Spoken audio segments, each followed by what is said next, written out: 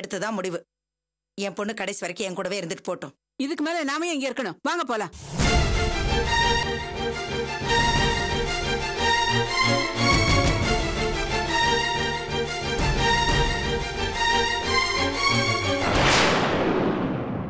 அர்ச்சனா, மத்தவங்க சொல்றத பத்தி எனக்கு கவலை இல்ல. நீ சொல்லு, உன் முடிவு என்ன?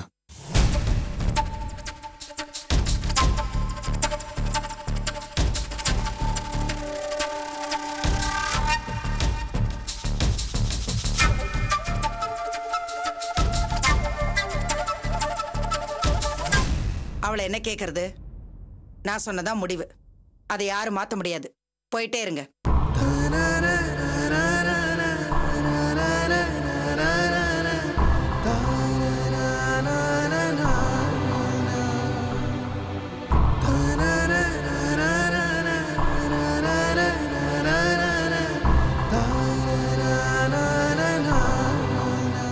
இன்னும் என்னவா பார்த்துட்டு நிக்கிற?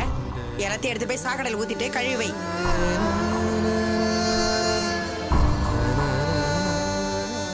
கடைசி வரைக்கும் நீ என் கூட தான் இருக்கணும்னு விதி போல இருக்கு.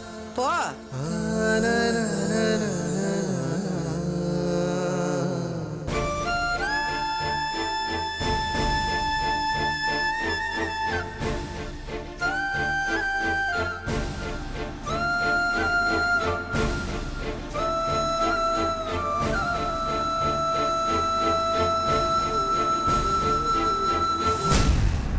ஆனானப்பட்ட விஸ்வாமித்திரரே பொண்ணை பெத்துட்டு அடங்கிதான் போனாரு.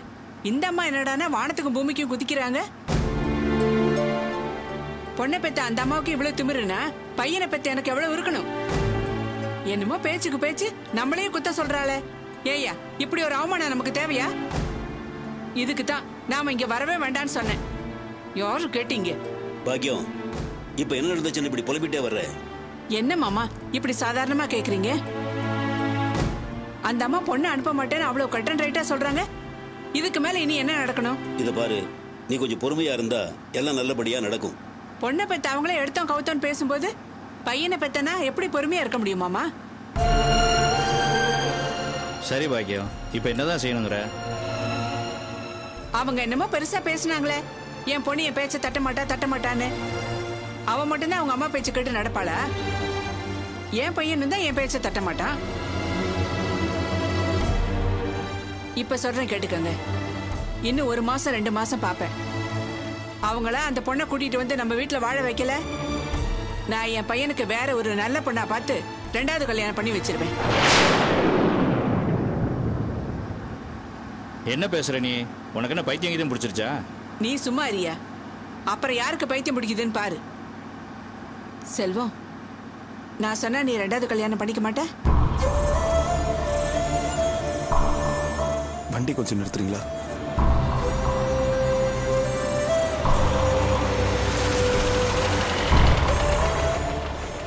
நான் ஷெட்டுக்கு போறேன்.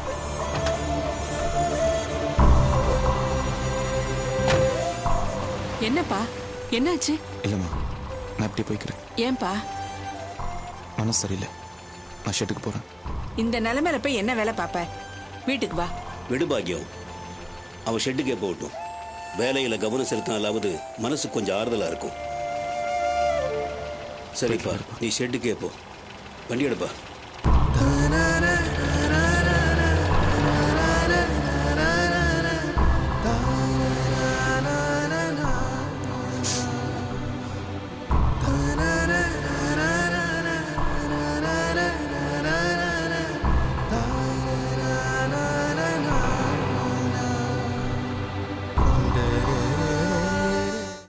என்னடா அண்ணன் வந்ததுல இருந்து ஒரு மாதிரியாவே இருக்காரு? டேய், அண்ணன் பிரச்சனை தெரிஞ்சு இப்படி பேசுறியே, கொஞ்ச நாள் அப்படிதான் இருப்பாரு, விடு. சரி, ஓகே. ஏப்பா, என்ன சார்? இங்க வா. டேய், டூல்ஸ் எடுத்துட்டு வாடா. வா. புது வண்டிப்பா, திடீர்னு நின்று போச்சு. என்ன ப்ராப்ளம் பாரு. என்னப்பா, மெக்கானிக் இல்லையா? மெக்கானிக்கா? ஏன் எங்களை பார்த்தா மெக்கானிக்கா தெரியலையா? சார், நாங்களும் அரை மெக்கானிக்கு. சார், அரையும் சேர்ந்தா 1000. நாங்களும் முழு மெக்கானிக் தான். என்ன ப்ராப்ளம் சொல்லுங்க. ஏண்டா, நாங்களே கஷ்டப்பட்டு தள்ளிட்டு வந்திருக்கோம். கிண்டலா இருக்கா சார் உனக்கு? உங்களை நான் ஏன் சார் கிண்டல் பண்ண போறேன்? அண்ணன் பக்கத்துல போயிருக்காரு, வந்தோடனே சரி பண்ணிடலாம். அண்ணனே வந்துட்டாரு. இதோ வந்துட்டாரு, என்னன்னு சொல்லுங்க. என்னடா என்ன பிரச்சனை? அண்ணன் புது வண்டியா, ஆனா ஸ்டார்ட் ஆக மாட்டேங்குதான். சரி வரேன், பாண்டு தரேன். சரிண்ணே.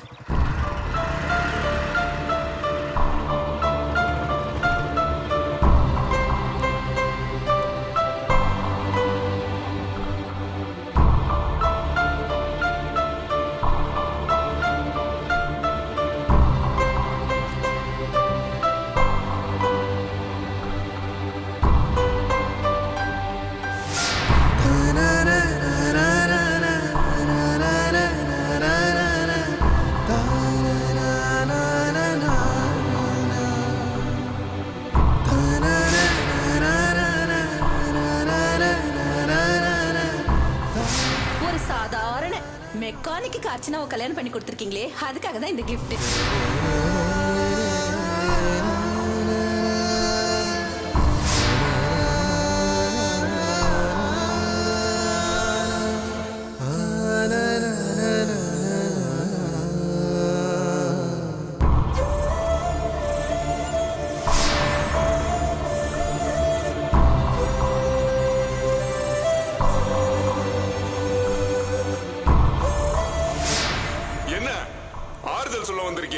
உன் ஆறுதல் ஒண்ணு எங்களுக்கு தேவையில்ல. என் தங்கச்சி மேல உனக்கு எந்த உரிமையும் இல்ல. மரியாதை எங்கிருந்து வெளியே போ.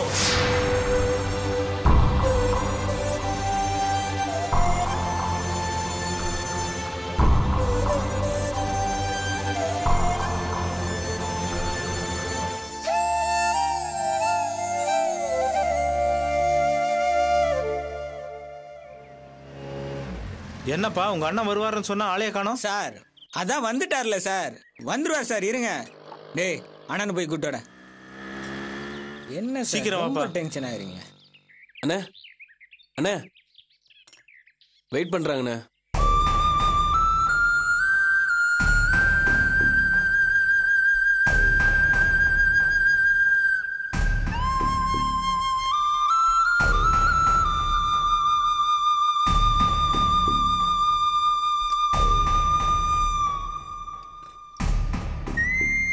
ஹலோ, என்ஜின் ஸ்டார்ட் ஆகலன்னு சொல்றேன், அதுல போய் கை வைக்கிற. மன்னிச்சிருங்க, கொஞ்சம் குழப்பத்தில் இருக்கேன். என்ன சாரி, உனக்கு வேலை தெரியுமா தெரியாதா? சார் என்ன சார் இப்படி கேட்டீங்க? இந்த ஏரியால அண்ணனை மிஞ்ச ஆளே கிடையாது. என்ன அண்ணன் கொஞ்சம் குழப்பத்துல இருக்காரு. உங்க அண்ணன் குழப்பத்துக்கு நாங்க தான் கிடைச்சோமா? பெரிய மெக்கானிக் சொல்லி கூட்டு வந்த பாரு, அசிங்கப்படுத்திட்டியே. சரி வாப்பா, வேற இடத்துக்கு போலாம். வா சார், ரெடி பண்ணிக்கலாம் சார். வாப்பா, முதல்ல ஆளை விடு. சார் அண்ணன் சொல்லி சொல்றேன் சார்.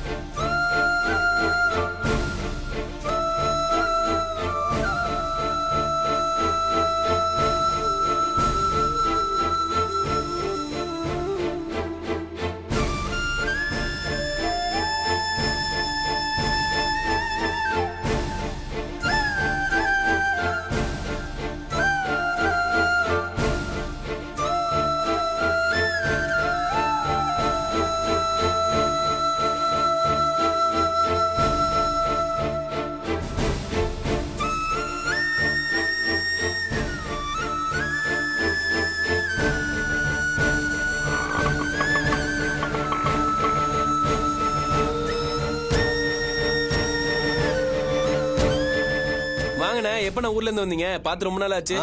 இப்பதான் வரேன். எங்க உங்க ஓனர்? அண்ணா உள்ள படுத்துருக்காரு, கூப்பிடுறேன். சிவானா எப்படின்னா இருக்க? நல்லா இருக்கிறேன்டா. நீ எப்படி இருக்கிற? நல்லா இருக்கேன். தொழில் எப்படி இருக்குது? நல்லா தானே போயிட்டு இருக்கு. சரி சரி, சந்தோஷம்.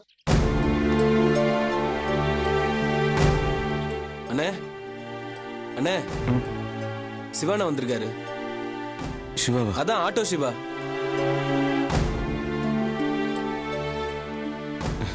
வா சிவா, எப்படி இருக்க? நல்லா இருக்கிற. நீ எப்படிடா இருக்க? ஊர்ல இருந்து இப்ப வந்த? நேத்து நைட்டே புறப்பட்டு வந்துட்டேன்டா. என்னப்பா புது மாப்பிள்ள, பகல்லே தூக்குமா? சரி சரி, புது கல்யாணம் அப்படிதான் இருக்கும். நீ மாமியார் ஊர்ல இருக்க போறதா சொன்னியே, அப்புறம் எதுக்கு மறுபடியும் வந்து இங்க ஆட்டோ ஓட்டுற? என்னத்தான் சொல்றதுப்பா, ஊர் ராசி எப்படி? மெட்ராஸ் சோர்த்துன்னு வளர்ந்த உடம்பு இது. ஊர் போயெல்லாம் அடங்காது செல்வம். மாமியார் வீட்ல எல்லாம் போய் தங்குறது பெரிய ரோதனைப்பா. மான மரியாதை, வெக்கம், வேலாயுதம் எதுவுமே கிடைக்காது. அட, நீங்களும் உங்க ஊருன்னு சொல்லிட்டு ஆட்டோ வலிச்சு பொழிச்சுக்கிறேன்னு சொல்லிட்டு நான் இங்க வந்துட்டேன். உன் கல்யாணத்துக்கு வந்துடலாம் தான் பார்த்தேன், வர முடியல. நீ ஒன்றும் தப்பா நினச்சிக்காதப்பா. இல்ல இல்ல, வர்ற ஞாயிற்றுக்கிழமை நம்ம வீட்டுல விருந்து, சம்சாரத்தை இட்டுக்குன்னு வீட்டுக்கு வந்துரு. அதே பழைய வீட்டு தான். என்னடா உனக்கு மேட்டரே தெரியாதா? டேய் வேலையை பாடுறான். ஏய் என்னடா அவன் ஏதோ சொல்ல வந்தா நீ அவனை உஷார்படுத்துற? அதெல்லாம் ஒன்றும் இல்லை. ஞாயிற்றுக்கிழமை பொதுவாக ஷெட்டில் வேலை ஜாஸ்தி இருக்கும். அந்த நேரத்தில் எப்படி போக முடியும்னு கேட்குறான். அவ்வளோ இவ்வளோ தானே. ஒரு 2-3 ஹவர் வீட்டில் வந்து சாப்பிட்டு அப்படியே கிளம்பிட்டு. ஏய் தம்பிங்களா, நீங்களும் வந்துருங்கப்பா. எறா பிரியாணி, சுறா புட்டு எல்லாம் கீது. சரியா? சரிண்ணே. அப்புறம் செல்வா கிளம்பிட்டா? ஏன்டா உடனே கிளம்புற? இருடா சிவா, டே டீ சொல்றா. அதெல்லாம் ஒண்ணு வேணாம்ப்பா. ஆட்டோக்காரனுக்கு திரும்புற பக்கமெல்லாம் டிக்கெட் தான். அப்புறம் மறக்காம சம்சாரத்தை இட்டுன்னு வந்துரு. என்ன பட்டா?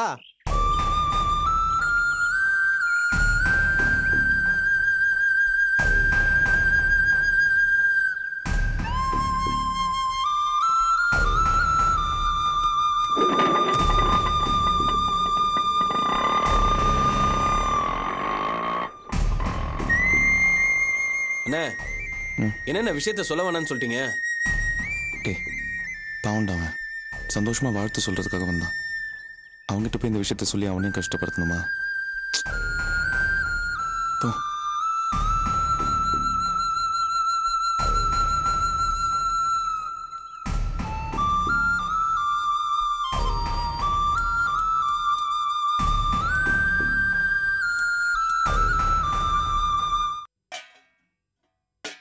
ஏமா இப்படி பண்ண?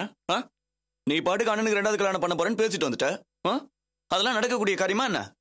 அப்புறம் எதுக்காக கஷ்டப்பட்டு இந்த கல்யாணத்தை பண்ணி வச்ச நீ? பாமா, நீ ஆசைப்பட்ட மாதிரியே 45 பவுன் அடக்க உடக்கமான பொண்ணு எல்லாமே சரியா தானே அமைஞ்சது. ஏதோ மாப்பிள்ளை இன்ஜினியர்னு சின்னதா ஒரு பொய் சொன்னோம். அதை எப்படியாவது அவங்க கிட்ட கன்வின்ஸ் பண்ணி அண்ணிய வீட்டுக்கு கூட்டு வரதை விட்டுட்டு சண்டை போட்டு வந்திருக்கிறேன். என்னடா பேசுற நீ? பொய் சொல்ல சொன்னது அவங்க வீட்டு மனுஷங்க. அப்படி இருக்கும்போது நான் எதுக்கு போய் அவங்க வீட்டுல சமாதானமா பேசணும்? சரி, அதோட விட்டியா? கார்ல வரும்போது அண்ணனுக்கு 2வது கல்யாணத்தை பத்தி பேசின. சம்மந்தி வீட்டுக்காரங்க ஏற்கனவே நம்ம மேல எவ்வளவு கோவமா இருக்காங்க. நீ 2வது கல்யாணத்தை பத்தி பேசினது காத்து வாக்குல அவங்க காதுல விழுந்தது. போலீஸ்ல கம்ப்ளைண்ட் கொடுத்துட்டாங்கன்னு வச்சுக்க. அப்புறம் நீ 1 2 3 4 எண்ண வேண்டியதா, கூட உட்காந்து நானும் 3 4 5 6 எண்ண வேண்டியதான். குடும்பத்தோட உள்ள உட்காந்து கம்பி எண்ணணும். எதுவா இருந்தாலும் யோசிச்சு பார்த்து பண்ணுமா? சொல்லிட்டேன். நான் ஒரு முடிவோட தாண்டா எல்லாம் பண்ணிட்டு இருக்கேன். என்ன முடிவோட பண்ணிட்டு இருக்க நீ? எனக்கு ஒண்ணுமே புரியலமா.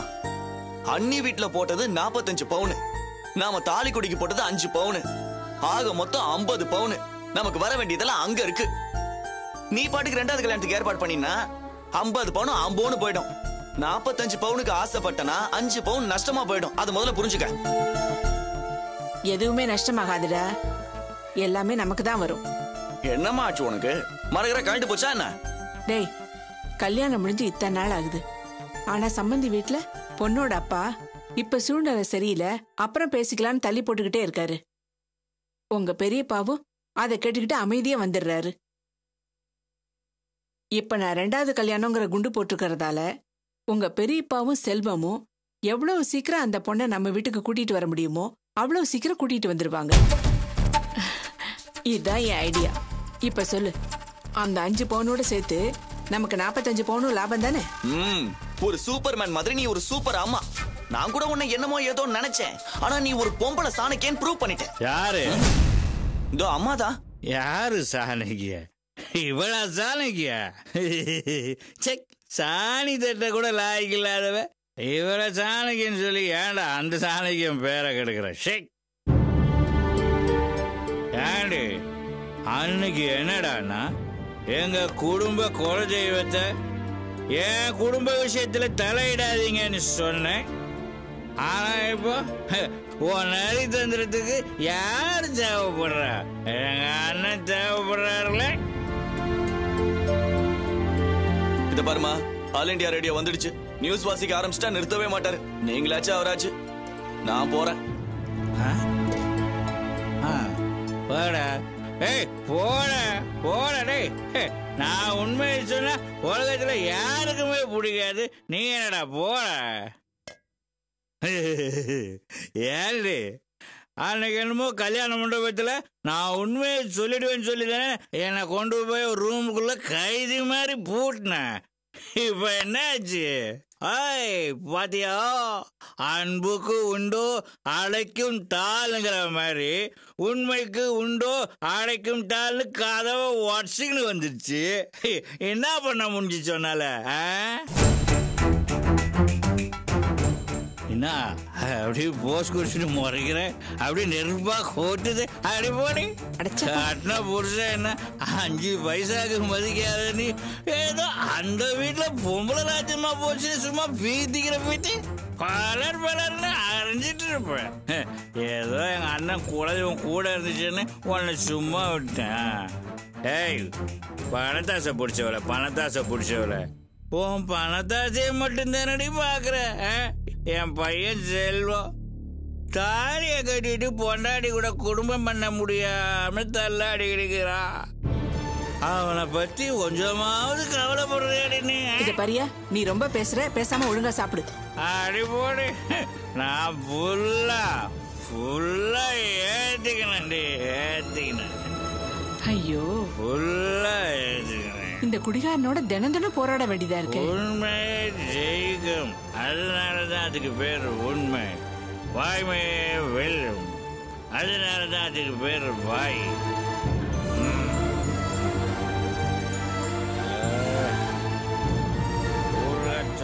பாப்பா செல்வம், கைகள் அலம்பிட்டு வா, சாப்பிடலாம். எனக்கு சாப்பாடு வேண்டாமா? ஏன்பா? பசி இல்ல. சும்மா கடந்த சங்க ஊதி கெடுத்த கதையா? இவனுக்கு கல்யாணத்தை பண்ணி வச்சு இவன் சந்தோஷத்தை நானே கெடுத்துட்டேன்.